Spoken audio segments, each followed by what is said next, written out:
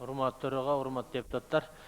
Мен дагы бир жолу, ушу 5-чи жолу кайталап атам, Мырза Калматович. Бул жаңы конуштардагы курулуш иштерин каржылоо боюнча. Ушун апрель айы жартылап калды, ал күнгө чейин бир тыйын ала элекпиз да. Былтыркы жылы салыштырмалуу айтсак, 60 миллион алынган. Быйыл 6 тыйын ала элекпиз да. Ушуну протокольный поручение берип, Минфинде бир көзөмөлгө алып койсоңуз.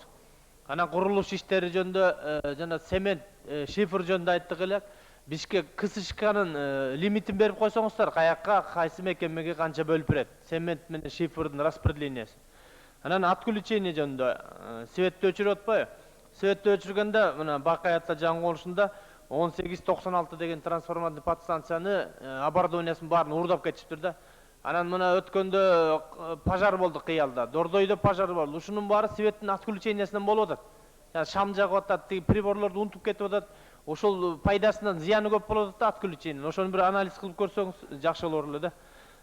Анан кийин азыркы күнү биз өткөндө бөлдүк эле бияктан жазкы талап иштери боюнча удобрение, жанагыл ГСМ, анан кийин семена дегендер. Ошол алы күнгө чейин жетпей жатат айылдаргачы. Ошону ар бир область, ар бир район, ар бир айыл өкмөтүнө канчадан бөлүндү? Ошону берип койсоңуздар, бизге жалпы депутаттарга да керек болуш керек. Ар бир айыл өкмөтүнө чейин.